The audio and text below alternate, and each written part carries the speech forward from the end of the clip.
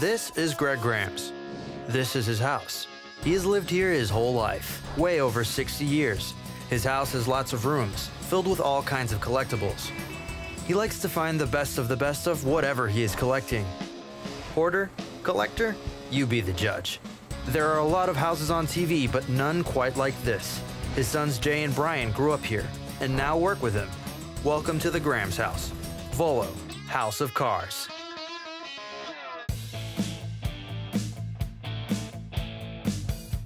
At Volo Auto Museum, the Graham's family manages their 30-acre theme park, featuring over 500 classic and antique vehicles. It is a collection that is uniquely priceless. I get asked this quite often, but honestly, I don't know the answer. What's our inventory worth? At any given time, we have at least 400 cars and another 200 vehicles. It's just evolved over 57 years. Keeping the park pristine is not easy work. Even retiree Greg Graham's gets his hands dirty. I have no idea what retirement looks like for me. I love too much what I do. I do not take vacations. I work 7 days a week. Greg has passed his work ethic down to the boys with his one rule. Everybody in my family knows the rule. The rule, don't make a mistake. There is a lot of responsibility that comes with, don't make a mistake. But when I get a home run, boy, I strike it out of the ballpark. In order to avoid mistakes, the Graham's boys rendezvous once per week at the Volo headquarters dubbed the War Room. Today's meeting begins in typical fashion. So how late you think Dad's gonna be today? 15 minutes. Well, he's not too much later than that. He'll be here any moment. Morning, boys. Good morning. A little late. Just got off the phone. Brian, I don't know if you're gonna love it or hate it. I know you ain't gonna like it. It's not inventory. I bought a twin-engine jet. Brian, the good news is I already bought it. The bad news is, of course, you have to figure out a way to get it back. This is a little bit different than the scooters and pinball machines and stuff you normally have me ship. It's no problem. Just get it overnighted in here. Yeah, I don't think it's gonna fit in an envelope. Our weekly meetings, I don't especially look forward to them. I get picked on a little bit. Brian is not about the easy buy and sell. He searches for the famous and rare cars that have been lost in time. He believes that the greater the risk, the greater the reward. Brian's a very big gambler. He takes a chance, he loses a lot of money, but he's made some big gambles and he made very, very, very big. Much bigger than Jay could ever make on a car. Okay, Brian, so what do we have going on this week? If you remember, we had this 67 Shelby. How can we forget about this car? You remind me all the time about your $1 million home run. I have to remind you because you forget what a home run is. You hit this one out of the park. In 1966, Shelby American planned to produce the Shelby GT500. They manufactured 100 production cars, including only one convertible. Carroll Shelby had built just the one, and it was his own personal car and his own personal collection until Ford came in and took it away. Only 6 months in, Ford terminated the operation due to weak sales, and all prototypes were to be destroyed. But somehow the convertible survived. The car resurfaced in a 1976 Chicago Tribune ad. One owner suspected its origins as a 67 prototype, but was unable to prove it. The car fell into dilapidation until 2001, when Greg Graham's bought it at an auction for $40,000. We weren't even sure what it was. I hated the car. I think it was in really rough that thing shape. was in rough shape. It smelled so bad from the mice and the rats in there. Yeah, I knew there was something to the car. My brother took a deposit on the car for $300,000, and I said, no, don't sell it. We cannot sell this car. There's something more to it. I just got to figure it out. After we got the car, it took him years, 7, 8 years to get all the information rounded up, because there's only one person that had all this in their head, and it was Carroll Shelby. In 2003, Carroll Shelby sent a letter of authentication. He wrote, "I am surprised that this vehicle still exists. As per Ford Motor Company policy, all prototype vehicles were to be destroyed." With his letter, Brian Graham's was now in possession of one of the rarest cars in the world. It took me about 4 years to figure it out, but it paid off. We ended up selling it for $1.4 million. Brian linked the Shelby to a collector in Florida. but must get Dad's permission to make the trip. Why do you want to visit it? He said no about selling it, but maybe he will sell it. The I don't want to sell it price. That's right. There you go. I think it's like visiting an old girlfriend for Brian. Yeah, it is. It is like visiting an old girlfriend. It is. You miss it. I think this is actually more exciting than visiting an old girlfriend. Who knows? Maybe some of the good luck from this car will rub off and I'll get my next home run. Jay, what do you got for me this week? Jay is the practical son. He's done his research on a 34 Ford that could be a real steal. There is a 34 Ford down in southern Florida that I'm interested in buying. It's a hot rod. He's advertising it like it's a fiberglass reproduction. I believe it's a real steel body 34 Ford. Why? Well, it has the cowl that opens up. The fiberglass cars don't have that. I got some up-close pictures I asked for, and in the door jambs, you can see the metal lip around the edge of the doors. But I can't ask him to go out there and tell me if it's metal or not, because if it is, he'll raise the price. Brian is amused by his careful brother's choice to roll the dice.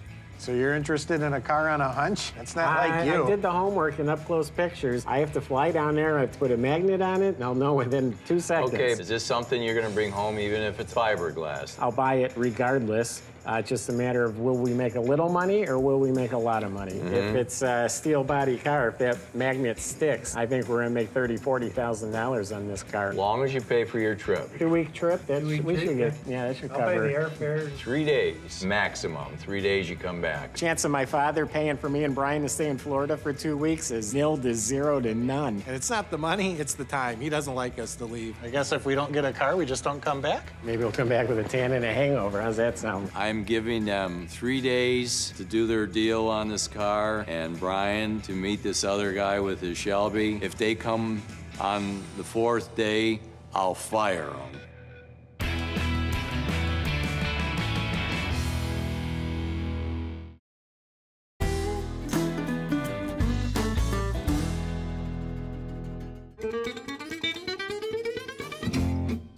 It's the day before the Grams brothers take their big trip to Florida, and Jay has a lead on some magnificent cars from a man named Berlini. I'm really excited about this Berlini collection because it sounds like they're great cars and they're only 5 miles up the road. The brothers met Mr. Berlini when he attended the largest car corral ever held at the Volo Museum. I came here with Lincoln to see about selling it. I do have a collection of cars. I call it my clubhouse. I go there, I smoke cigars, drink whiskey. I like it. It's that kind of place. I'd like them to think about maybe coming to see it. Maybe we could sell a few more cars. I'm at that place where I might want to sell. When a man like Al Berlini is ready to sell, passing that up would be considered a mistake. Jay arrives at the Berlini collection and immediately likes the cars that he sees. Well, I noticed when I pulled up, you got a Ferrari and a couple Jaguars sitting outside. That's the whole reason you're here today. These cars I've had a long time. I need to make room for more cars. Get them out of here before winter hits and I don't think about selling until spring. Mr. Berlini's cars are among the most well-kept classics Jay has seen in quite some time. All 6 are highly desirable vehicles. The 1961 Chevy Bubble Top is just what people are looking for today. It's very current. It has an LS motor conversion. People are going to want to drive that car. The 1950 Chrysler Woody is a pretty rare car. Very expensive to replace the wood. And it's actually in excellent shape on this car. Then on the firewall, there's a tag with all the different codes and numbers, and I verified that the car is what it's supposed to be. So that one checked out real well. You know, lots of people will look at this car and think it's a Nash. This is a 1955. Oh, yeah. It's a Hudson. It's a Hudson. Okay, all right. How odd is that? Jay is impressed with Berlini's collection, which includes a 1950 Nash station wagon, a 1964 Ford Econoline pickup, and a 1957 Oldsmobile. The 1957 Oldsmobile wagon is probably one of my favorite cars in here. I'm well aware that car would cost a fortune to put it in the shape it's in. Mr. Berlini assembled a tempting package for Jay, but there's one car missing from the list that catches his eye. When I walked in the door, you can't help to notice a gorgeous 57 Buick convertible. Stunning colors, stunning combination of wire wheels, black cloth top, very rich and elegant car. This car you don't really want to sell, but I'm going to try and talk you out of it. I'd like to hear what you're thinking, but once again, this is one I think I want to keep. Jay has 2 options. If we consign the car, we agree on a dollar amount for the car, and I have to earn our commission over that. If someone wants a cash offer, that's a lower number, but then they're done with it. They can take that money and move on to other things. They don't have to worry about it anymore. Jay makes a consignment offer for $280,000. I really appreciate the offer, Jay, but I don't think I want to consign the cars. Jay makes a cash offer of $265,000, but Mr. Berlini has other plans. He makes a move to increase it, a move he knows Jay will like. Let's Throw the Buick into the deal, tell me what that would be. $345,000 to just buy them, take them away. Let's do it. Al wasn't interested in the consignment. We agreed on $345,000 as a cash price for the whole collection, and we're cleaning out his warehouse today. Jay's a very good negotiator. I think the Buick is one that I didn't want to sell, so I'll miss having the Buick. I'd have to throw the little Nash into that mix, too. I never name cars, but the little Nash, we call him Murray. So I might miss Murray, too. Murray. The mission is a success. Jay has 7 new classics to display and sell. Back at Volo, Brian is preparing to visit the Stiles Collection in Hollywood, Florida, where he will be reunited with the $1.4 million Shelby. I mapped out the Shelby. It got around quite a bit in its lifetime, going from California to Michigan and then down to Florida. And that's only the places we know it's been. We don't know where else it's been. I think it's a great idea that Brian go out there and see the Shelby GT500. This guy's got one-of-a-kind cars. He's got expensive taste. And Brian's always looking for great cars, one-offs, whether they're for sale or for display for the museum. He's also teaming up with Jay. There's a very small chance that they could come back with nothing. I mean, we always take that risk. But I do think that the odds are in my favor on this one. I think they're gonna come back with something, and I think it was a great idea of Brian to go out there and connect with this guy. It was a little weird at first talking to Brian Stiles about visiting a Shelby, but now I'm on the search for the car. I want to find out where it went. I find it a little bit odd to go visit a car that you used to own. It's like visiting an old girlfriend. If somebody called me and wanted to visit their old car, I'd say sure, because we charge $15 a person to get in. The boys have their father's blessing. Now it's up to them to add another brick to the Volo House of Cars.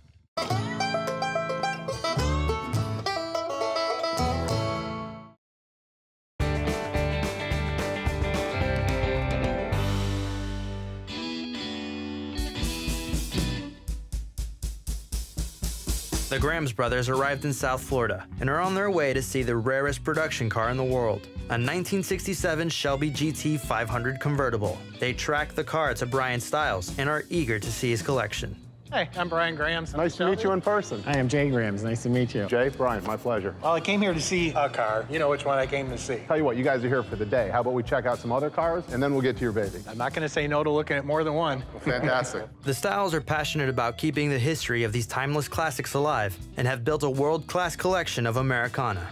You know, I've heard the phrase kid in a candy store, but this is really like a candy store. That is awesome. Convertibles, too. Yes, I do like my cars topless. This is a real deal 71 340 shaker 4-speed convertible. You know, when it comes to Cuda's, the 71, that's the ultimate. You don't see cars like this every day, and I'm in the business. The 71 is only the beginning. Brian Stiles shows off 2 1970s Barracudas, a 1970 Plymouth Roadrunner, and a 1969.5 Super Bee. And in a twist of fate, the two Brians discover they are connected by yet another vehicular link. We used to have this one. This one was in the museum as well. Yep, it was restored by a guy, his name's Howard Moyes. If I remember right, it was one of one. What are the chances I come down here to visit the Shelby and you got one of my old cars here still? I'd say the chances are pretty good. When you're dealing with collectors, a lot of times the cars pass through the same hand. Yeah, that they do. Especially the good ones. Brian is impressed with the immaculate Stiles collection, but he only came for one car. Just like you remember her? Looks better than what I remember of her. I know you did a full restoration on it since you got it. We actually did too. We even did single stage paint, put the orange peel back in it, just like they would have done it back at the factory. I mean, this looks right off the showroom floor. It's amazing. Not gonna get teary-eyed, are you? You know, I came around the corner and saw her. I got a little bit emotional. I really missed this car. Before removing the first bolt, Brian Stiles performed the most extensive research ever done on the car's history. He assembled a dream team of experts and enthusiasts to ensure perfection. After 4 years of hard work, the 0139 vehicle was finally restored back to its original concourse look, appearing just as she did in December of 1966, when the legendary Carroll Shelby first got to enjoy her. Wow. This thing's detailed to the nines. This is like it left the factory. Autolite battery and the Fomoco hoses, the original smog equipment. I don't remember that air cleaner on there. You probably had the Cobra oval air cleaner, right? Right. The Cobra air cleaners were a Shelby supplied item later in the production run. Ford was still figuring this stuff out, and what Ford did to complete the orders is they put their air cleaner that would also be used on the Thunderbirds. But you'll notice here at the very front, it looks like something's missing. This is where the Ford Eagle with the checkered flag's emblem would have been. But like every reference to Ford or Mustang, they were all deleted off of this car before delivery. I've never seen that before, so I'm learning today. And it's funny because when you're working on these cars, you know some of these parts are so rare that it's not how much money you have to buy them. You have to make your case to the keepers of these spare parts, and you have to be like, well, I have this really, really rare car. I can justify the importance. Can I please have this part? Can I please pay you for this part? And that's where some of these things come from, is you have to go to the right people and convince them to let the parts go to certain cars. Brian feels the strong connection Mr. Stiles has with this car, but decides to test the waters for a potential sale. The most difficult part of this car was trying to come up with a value because it's one of one. Where would you value this car at today? I think the proper value is the term priceless. You got to be so happy with what you get from that you don't miss it. You can replace the money, but you'll never replace the car. Well said. Brian can see that Mr. Stiles will never sell this car, but he knows the Shelby has found a good home. We got very involved in documenting it, restoring it, now it's done. Are you ever gonna grow bored with this car and let it loose? We're actually still researching this. I'm leaving in 2 weeks. I'm heading out to Arizona. I'm meeting with another former Shelby employee that may have books, may have paperwork, may have memories. So This is legwork. This is detective work. it's just like going out and hunting a car. Right. Going out and hunting information for special cars is the same reward. Even once all of that research is done, the stewardship continues. I mean, it then becomes an issue of picking the right shows, the right museums to make sure this car is displayed in, and just looking 20 years down the road and setting things up for even when I'm gone. It is my baby, and there's no better hands for it to be in. Yeah, it's in the best home it could possibly be in. I'm honored for everything that you contributed to the car, and I'm glad to carry on the torch. Thank you very much. Started out with a strange call, turned into meeting a great car guy. I felt really awkward calling Brian Stiles to come visit this car, but I'm really happy I did. It was great meeting these guys, and to see their reaction, being reunited with this car again, was very fulfilling. The boys leave the Stiles collection with fond farewells and good memories, but now the pressure is on Jay to make good on this trip and score big with the 34 Ford.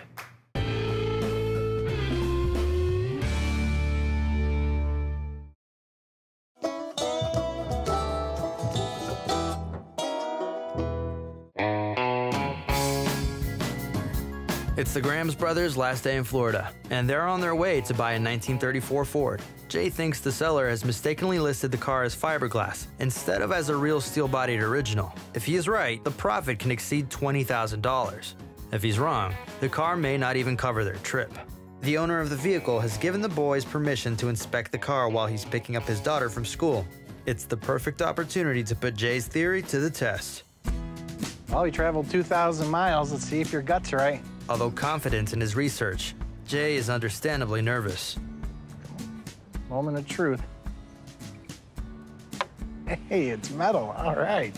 That's awesome. You doubted my gut feeling. You're always the practical one, so it's not often you use your gut. Oh, it was worth traveling 2,000 miles, I guess. Their timing is perfect. The owner has arrived. Hi, Jay. Nice to meet you. Salvador. Hi, how are you? This is my daughter, Lisette.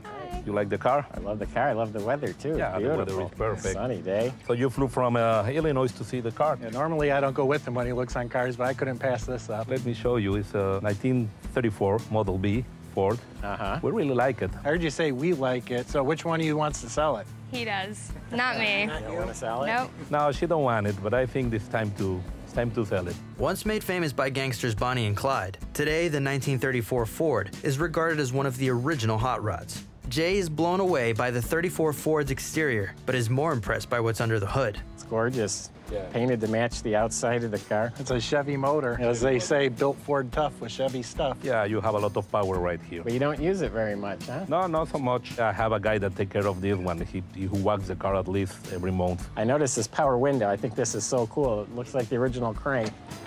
He loves them power windows. That's got me sold right there. For Jay, everything on the car checks out. There's just one last matter to address. Your advertisement said the car is a fiberglass car. Yeah. You do know this is a steel body car. It was a mistake on the advertising, yes. I really don't know the difference. I mean, not for a collector. Well, steel body means it's a 1934 Ford that someone customized. Fiberglass means it's just a fiberglass reproduction. To find an original 34 Ford made into a hot rod, that does add some value. So you are aware it's a steel body Ford, and you're still willing to sell the car. Yes, I'm gonna sell the car anyway. Okay. It's time to go ahead. Salvador's mind is made up, but Lisette's infatuation with the 34 Ford is not so easy to break. Are you sure you want to sell it now? I think it's time to sell it. Maybe you want to buy another one. Well, we do have about 250 cars for sale, so we can get you into something with power steering maybe. Good price? You're giving me steel, I'll give you a steel. How How's that? I'm looking at Corvette 61 and maybe a Bel-Air 57, 58. Yeah, please come up and visit. It will be a pleasure, yes. Okay. Lisette might not like it, but the deal is done. The boys are heading home to Dad with a steel 34 Ford.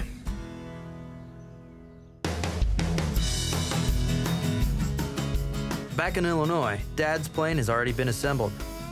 Well, looks like another successful week here. That was a great deal you put together with Berlini. Yeah, we acquired a great collection of cars from the 50s. There's a Chrysler Woody in there. There was a 57 Olds wagon in there. There was a couple Nash wagons, the 57 Roadmaster. My favorite was the 61 Impala that had the Pro Touring treatment. That's going to sell for $80,000. Got to see my favorite car, which is the 67 Shelby GT convertible, the only one in the world, which was the biggest home run that I've ever had. And by the way, the owner now considers the car priceless. Priceless, I figured that. I bought that 34 Ford, and it was my home run. Turned out to be steel, which was a steel, not fiberglass. You're going to sell that car right away. That's hot merchandise, a steel Ford. You'll have people lined up on that one. Very good. For over 60 years, the Grams family has poured endless time and energy into developing the Volo Auto Museum. Cars aren't just cars to them.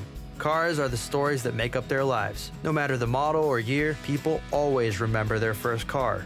And those are the types of memories this family likes to explore. Brian spent more than 10 years researching certain cars. Jay's children, Greg's grandchildren, are in the business with them. They're training to take on this legacy that's taken 60 years to build. It's required a lot of dedication and a lot of sacrifice, but it's the house they have built. Whether we win or lose, it's another good week for the house. Volo House of Cars.